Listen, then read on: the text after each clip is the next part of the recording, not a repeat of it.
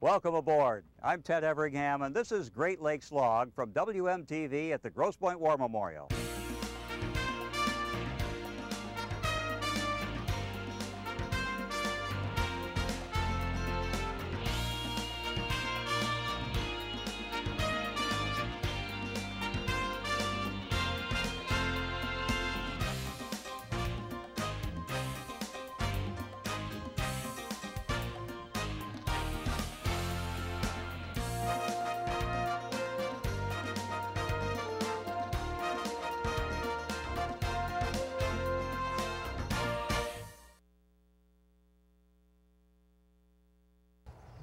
Hello, we're at Bayview today to preview the 2014 Bell's Beer Bayview Mackinac race, and specifically, we're on the Commodore's boat.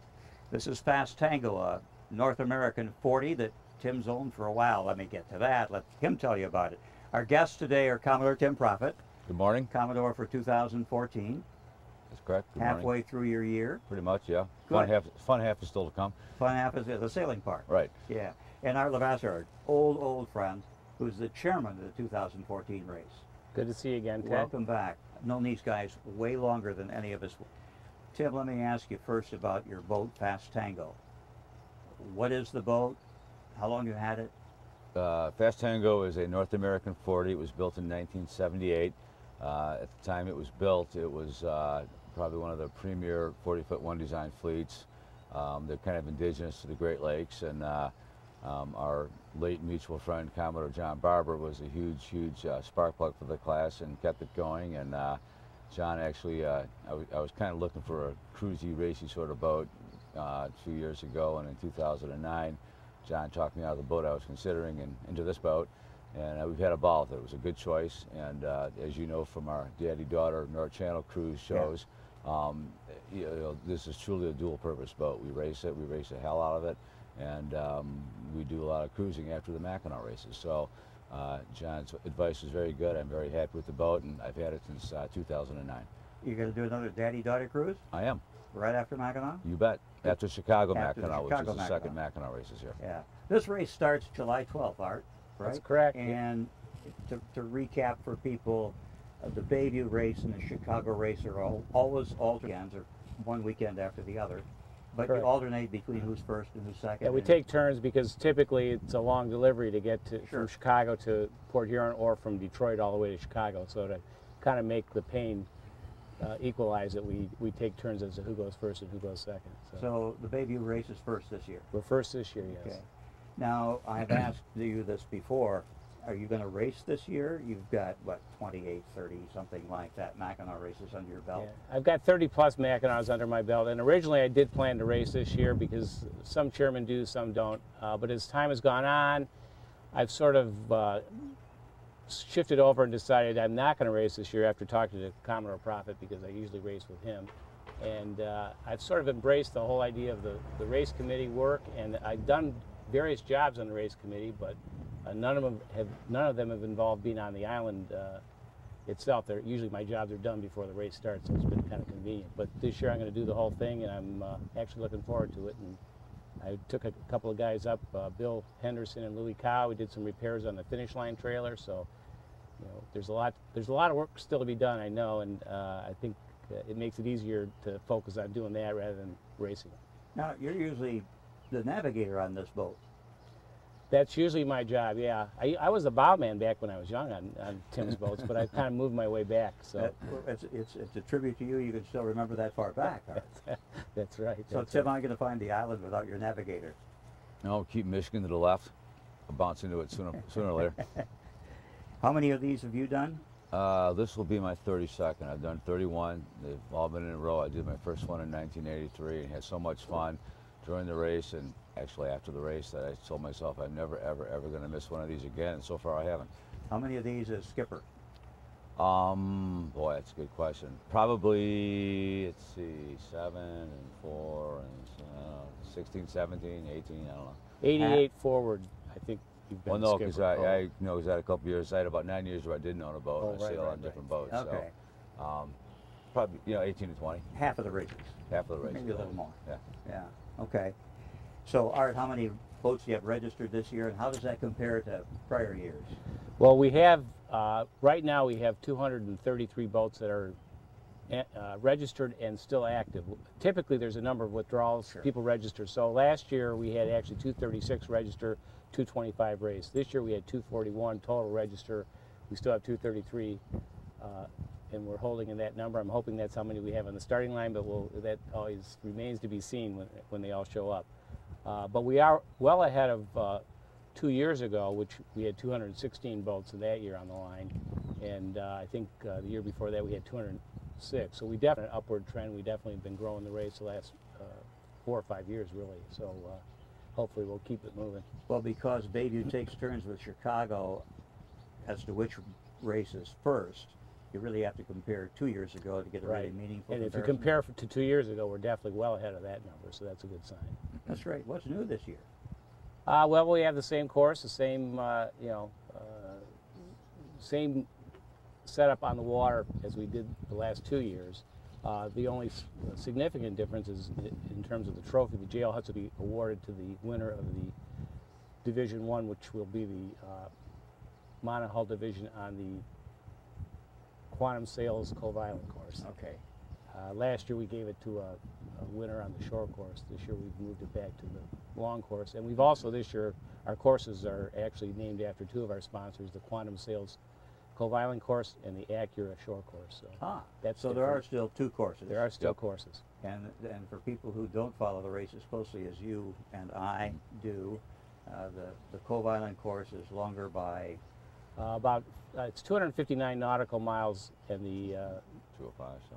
the other course is about 204 actually. So yeah, it's around 50 miles. 50 some miles, yeah. And if you're doing 5 knots, that's about 10 hours of sailing time. But if there's no wind, it could be 20 hours or more. So.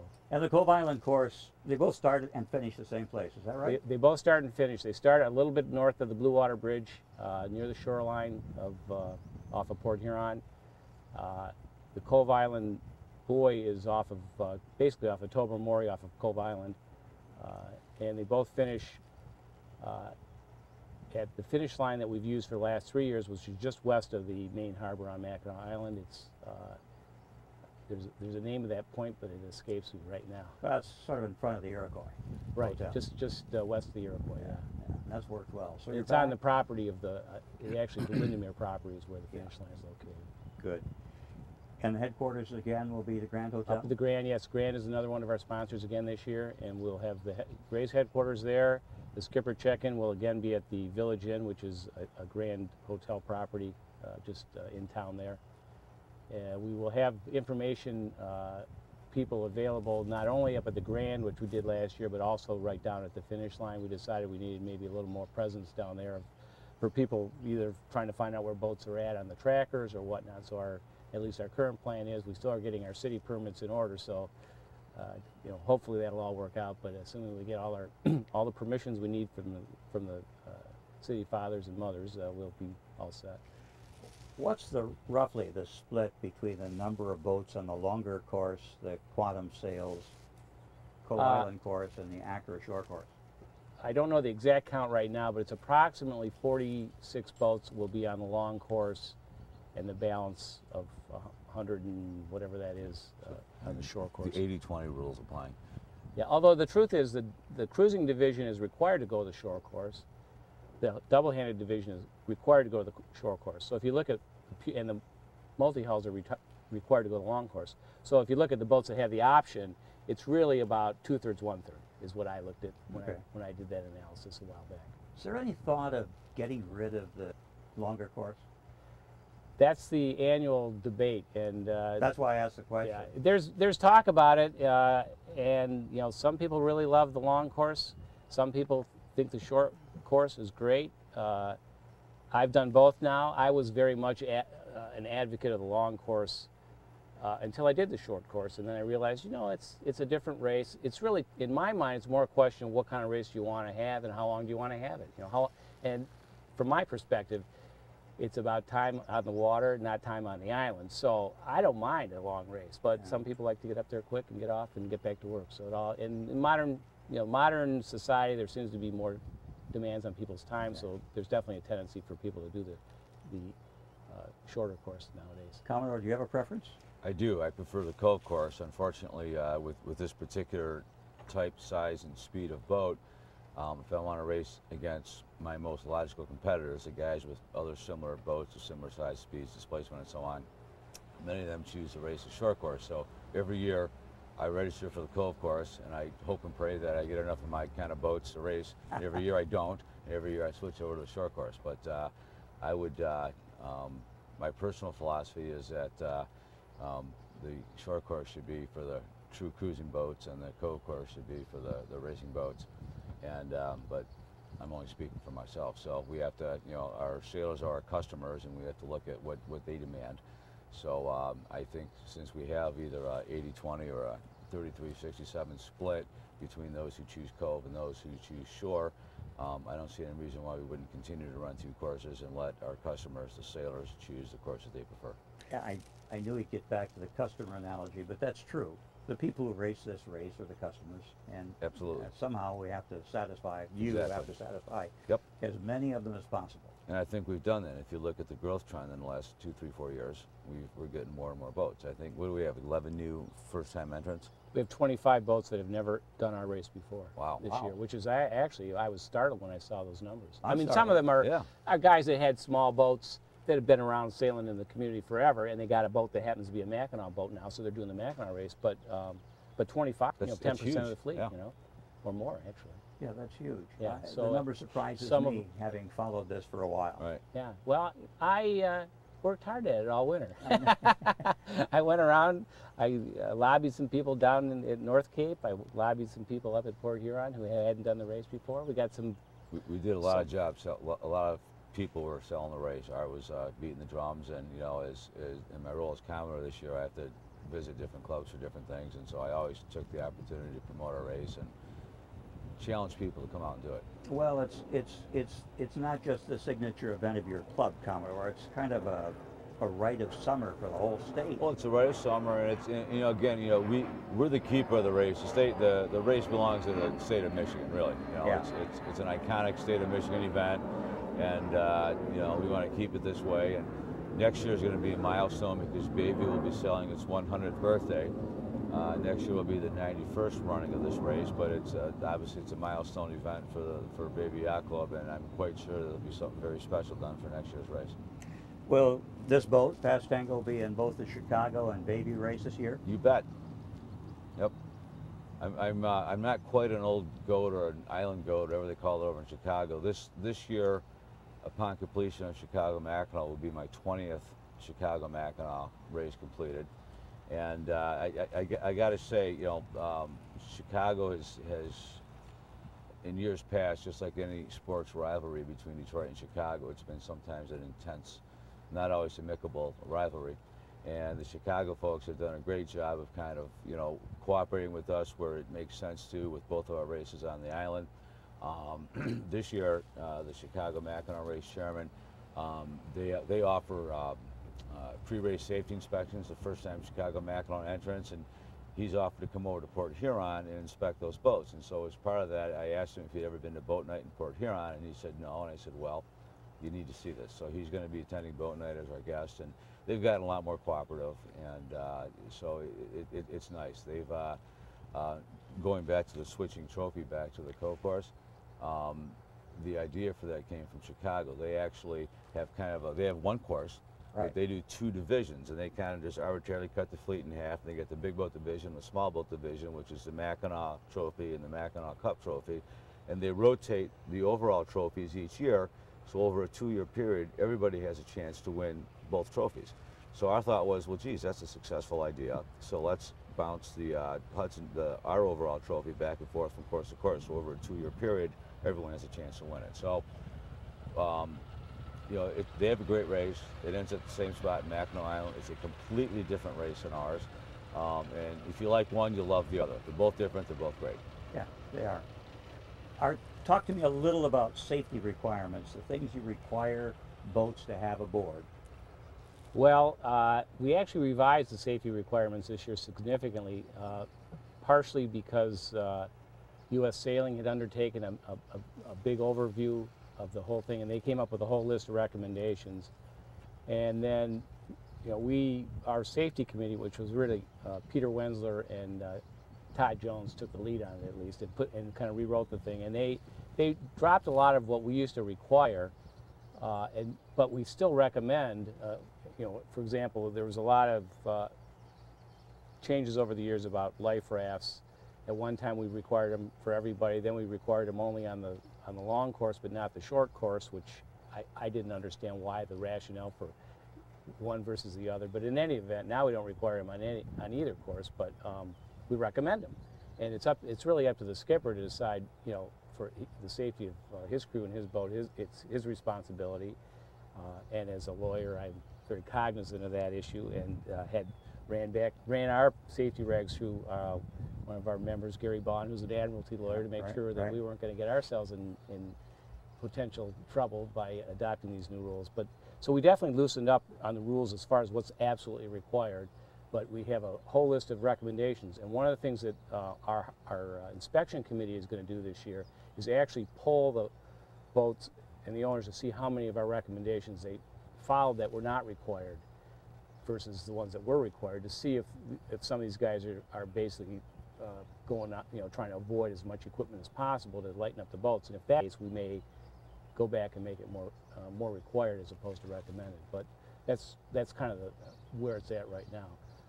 But as I did a lot of research on the issue, and I found that the number of injuries and illnesses that we have on our boats, and some of the doctors, Dr. Amsler and some of the folks were involved in, basically we have our biggest threats are seasickness and cuts and abrasions.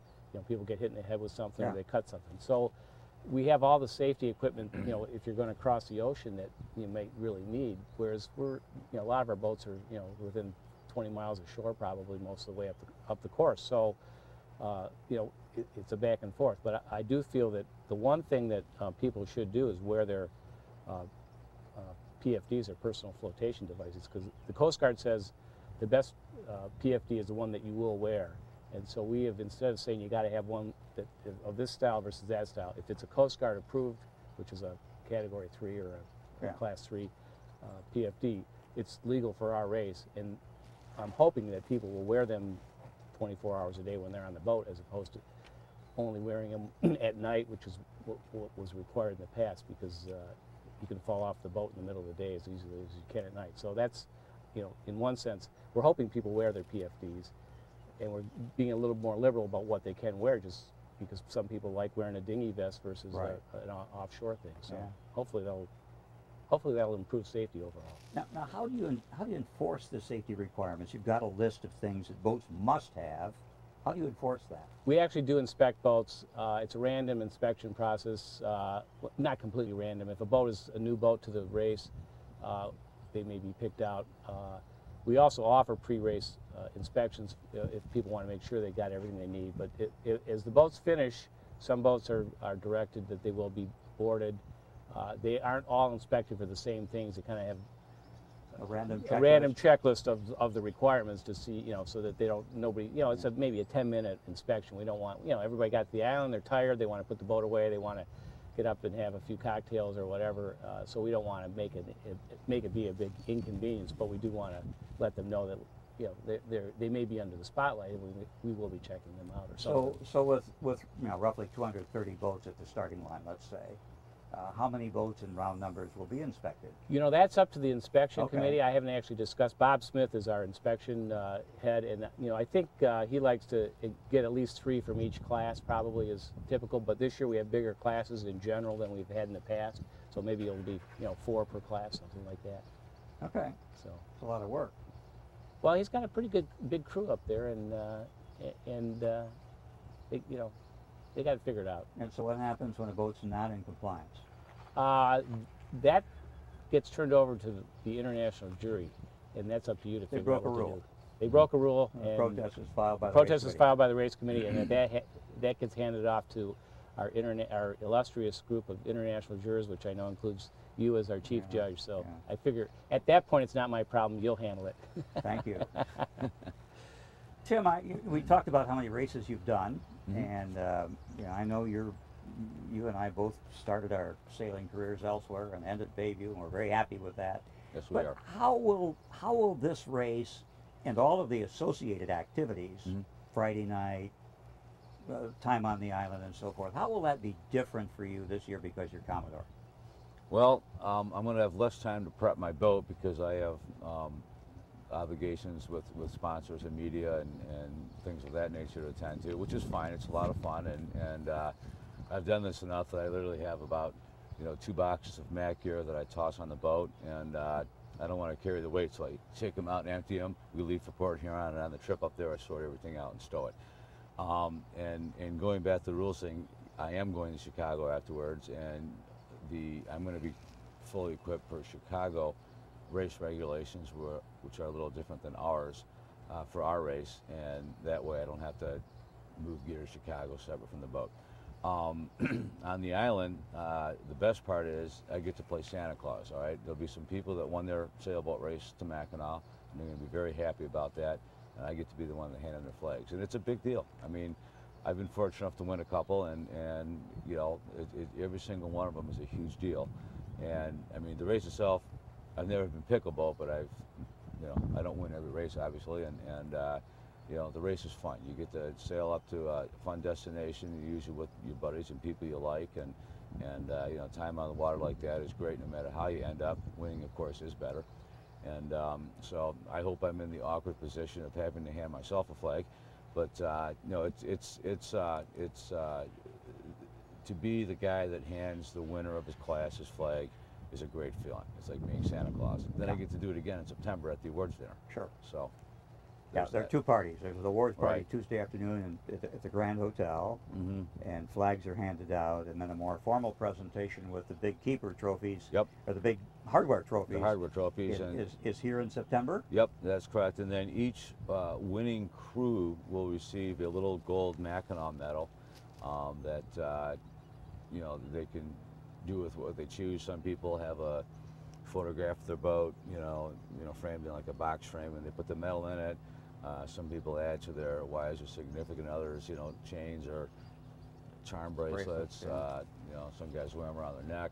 But it's a very coveted medal to get. And if you walk around the island at the party, you'll see a lot of people adorned with a lot of medals. That's right. That's right. Art, tell me about GPS tracking. We have GPS tracking again? Yeah, Yellow Brick, which is the company that did the tracking for us last year, will do it again. It'll be basically the same setup as we had last year, is my understanding from some of the communications I've had with the Yellow Brick people so far. So it should be exactly the same as last year. I told them to can they change it from teams to classes, because it just doesn't seem to sync up with what we're doing to call them teams, and there's a few little minor changes like that, and they said that shouldn't be a problem. So other than that, the people that used the Yellow Brick tracking application on their iPhones, which I actually used on the boat with racing with Tiim, or on the computer, should be able to log on and track the boats, or every 15 minutes or whatever the updates are. And so what I can do at home or on my device, my portable device, is track a boat, a class of boats, several classes of boats, the whole fleet, both courses, either course. Yep. I don't know if they're going to have both courses on one screen. That is something we asked them if they could to do, and I'm not sure if that's going to happen or not. But that would be nice to be able to have both courses, just to kind of see where the guys are moving up. But yeah, it's a great feature. It's changed the race. It's definitely changed the race for the racers, having the tracking, because it used to be, if a guy was out of sight, you didn't know where he was. Now you know exactly where he is, so you're covering your competition electronically, in a sense, by watching where they're going and making sure if you're ahead of them, so you stay between them and the finish line. So. But Tim, that's a two-sided coin. You can cover your competition, but the competition can cover you. That's As right. a competitor, how do you like having that information available to you while you're competing? Well, I've thought about that a lot, and if you go back to maybe 15, 20 years ago, on the Bayview Mackinac, the Port Huron to Mackinac race, we had to call in when we were around at Cove Island, all right? And not that I'm old enough to remember this, but I've heard about, President Roosevelt's fireside chats. I always had this vision of the family huddled around the radio listening to the president, and that's exactly what happened. You have one guy down below huddled around the radio, scribbling down boat names and sail numbers, because you're trying to figure out where everybody is, all right?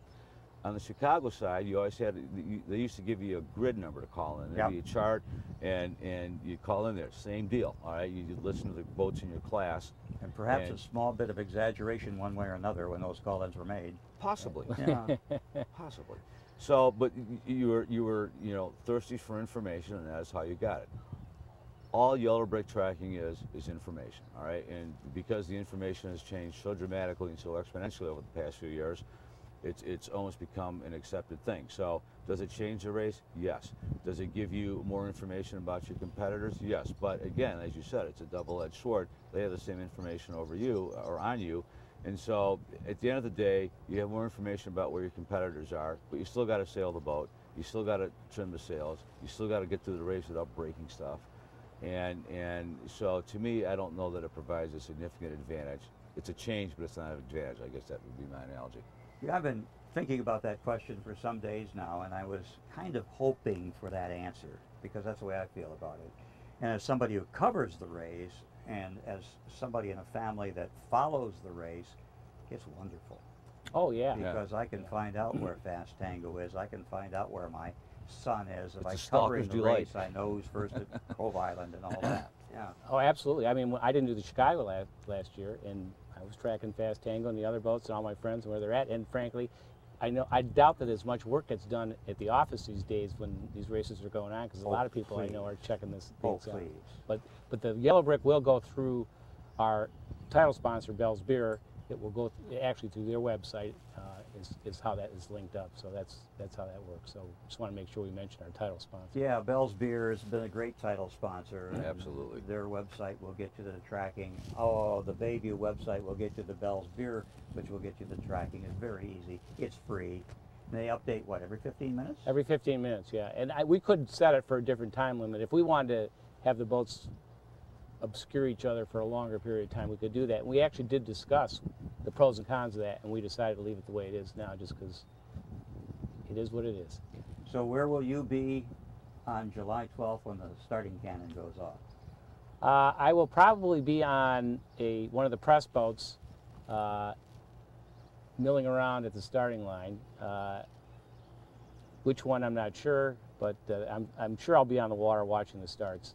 Then I'll head up to the island afterwards. I wouldn't be surprised if you weren't there. And I know where you'll be. You'll be right here, I'll be right here. clutching that wheel. I'll be caressing the wheel, finessing way to a perfect start, I hope. Good luck to you. Thank you. And good luck to you, because good luck to you is good luck for the sailors on, what, 233 boats. Yeah, well, the only thing is that we've always had sunshine on the parties, and that's the only thing I'm hoping for this year is that we have sunshine on Tuesday afternoon. I was going to ask what the fallback position is if it rains, just buckets of rain on Tuesday afternoon. Bring your umbrella. We race in the rain, we can party in the rain.